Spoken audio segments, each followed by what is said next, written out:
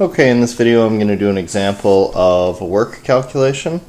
There's a 10 kilogram crate is dragged across a floor with a force of 75 newtons. The crate is dragged a horizontal distance of 2 meters. The crate experiences an average frictional force of 20 newtons. Determine the work done by the applied force, frictional force, and then the net work done.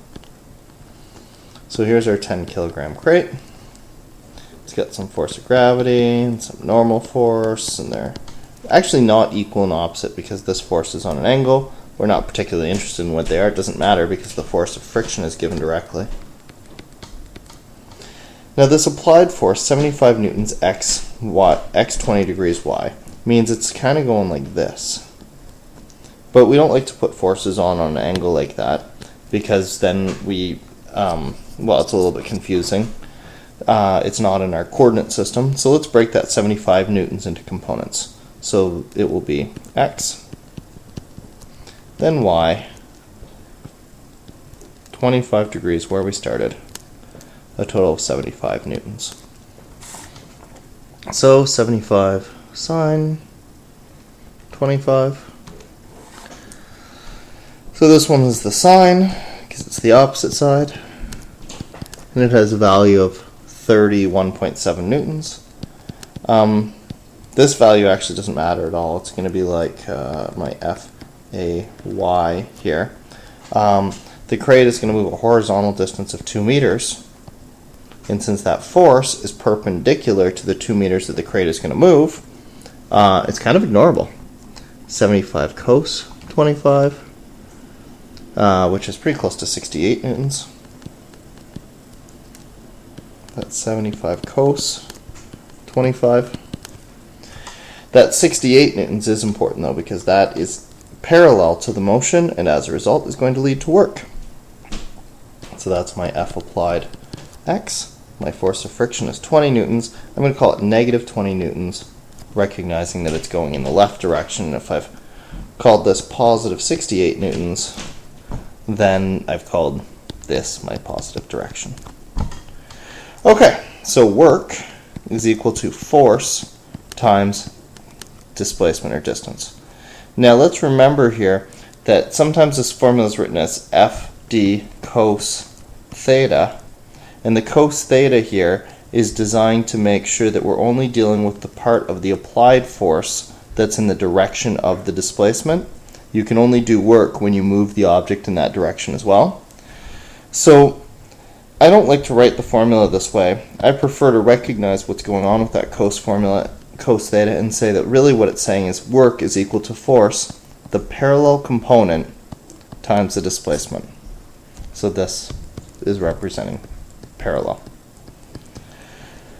So with that in mind, work equals force parallel times displacement. So we can do that, use that formula for the applied force and for the frictional force. All of these other forces are perpendicular to the motion, so they're ignorable. They won't lead to work being done. So let's start with the applied force. Work equals my 68 newtons times my distance of 2 meters.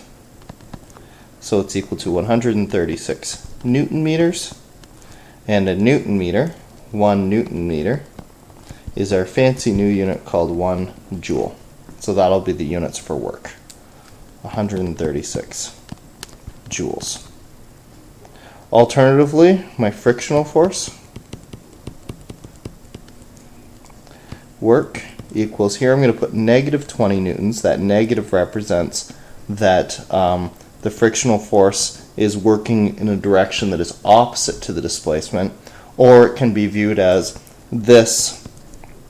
If work is a change in energy, then if this is an increase in energy of 136 joules, this will lead to energy being taken out of the system, or a decrease in energy of 40 joules.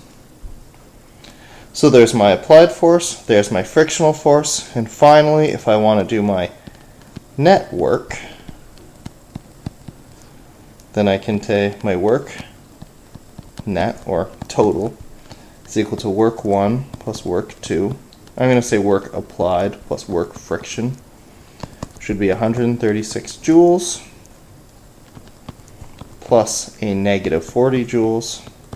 So the overall increase of energy of this crate, 96 joules. Now, this is fine.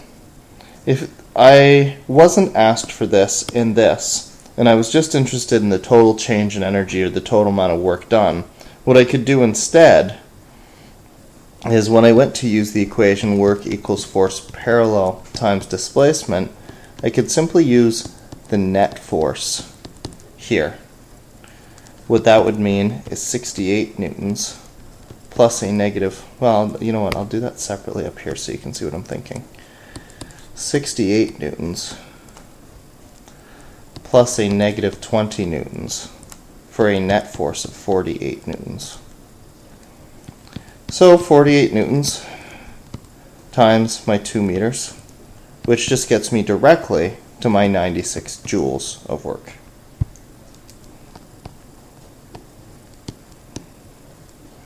So I can take the two forces, F1 plus F2, add them and then multiply them by the distance, or I can multiply by the distance in the first place and then add them.